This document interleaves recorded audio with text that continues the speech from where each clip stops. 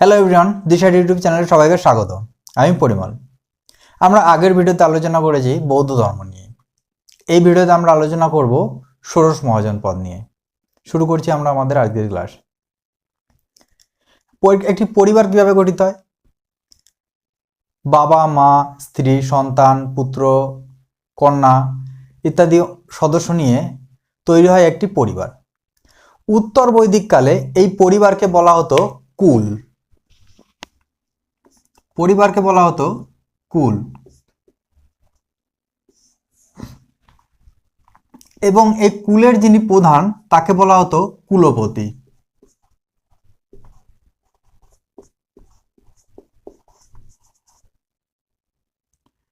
কুলের যিনি প্রধান তাকে বলা হতো কুলপতি এবং অনেকগুলো কুল যুক্ত হয়ে তৈরি হতো একটি গ্রাম এবং এই গ্রামের প্রধানকে বলা হতো গ্রামণী।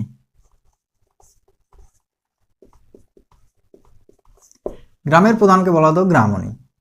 কতগুলি গ্রাম যুক্ত হয়ে গঠিত হতো একটি জন এবং জনের যিনি প্রধান তাকে বলা হতো গোপ।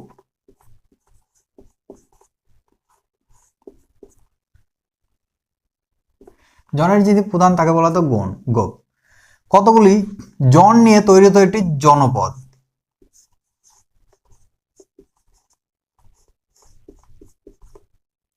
এবং এই জনপদের যিনি সর্বোচ্চ পদে থাকতেন তিনি হলেন রাজা, তাকে বলা হতো রাজা। এবং কতগুলি জনপদ নিয়ে গঠিত হতো একটি মহাজনপদ।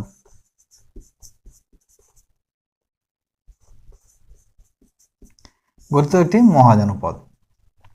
এরকম 16টি মহাজনপদ ছিল। এদেরকে একত্রে বলা হতো ষোড়শ মহাজনপদ। এই ষোড়শ মহাজনপদ সম্বন্ধে বৌদ্ধ ধর্মগ্রন্থ অঙ্গ উত্তর নিকায়ে আছে, অর্থাৎ অঙ্গ উত্তর নিকায় থেকে আমরা এই ষোড়শ মহাজনপদের কথা জানতে পারি। ষোড়শ মহাজনপদগুলো কি কি? ষোড়শ মহাজনপদগুলো হলো কাশী, কৌশল, কুরু, কম্বোজ, গান্ধার, অবন্তী, অঙ্গ, অশ্মক, মল্ল, মগধ, মৎস্য, বৎস, বিজি, চেদি, পাঞ্চাল, সুরসেন। এবার এই মহাজনপদগুলো সম্বন্ধে আমরা জানবো।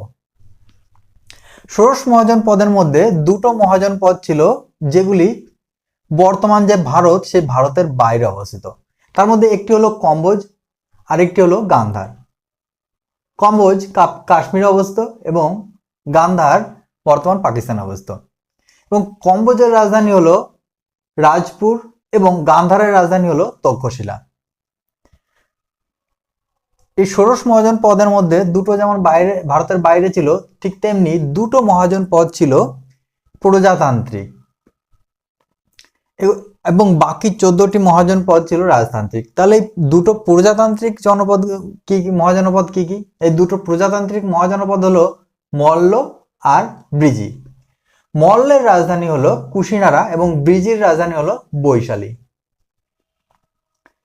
ষোড়শ মহাজন পদের মধ্যে একটি মহাজন পদ ছিল দক্ষিণ ভারতে অবস্থিত। সেটি কি? সেটি হলো অসমক। অসমকের রাজধানী হলো পোটালি। এই অসমক যে দক্ষিণ ভারতে অবস্থিত একমাত্র মহাজনপদ, সেই অসমক গোদাবরী নদীর তীরে অবস্থিত।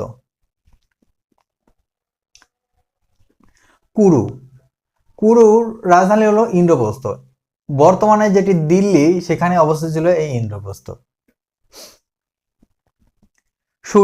সুরসেনের রাজধানী মথুরা। মৎস্যর রাজধানী কিরাট। অবন্তীর রাজধানী উজ্জয়িনী। এই অবন্তী খুবই গুরুত্বপূর্ণ কারণ মৌর্য বংশের রাজা বিন্দুসারের সময় জম্মু কাশ্মীরে বিদ্রোহ দেখা দেয়। বিদ্রোহ দেখা দিলে বিন্দুসার তার বড় পুত্র সুসীমকে এই বিদ্রোহ দমনের জন্য পাঠায় এবং সুসীম জম্মু কাশ্মীরের এই বিদ্রোহ দমনে ব্যর্থ হয়ে যায়। তখন বিন্দুসার বাধ্য হয়ে অশোককে এই জম্মু কাশ্মীরের বিদ্রোহ দমনের জন্য পাঠায়। অশোক সেই সময় ছিল এই অবন্তীতে। অশোক এই অবন্তী থেকে জম্মু কাশ্মীরে গিয়ে এখানে বিদ্রোহ দমন করে এবং বিদ্রোহ দমন করার পর তিনি এখানে শ্রীনগর রাজ্যের প্রতিষ্ঠা করেন।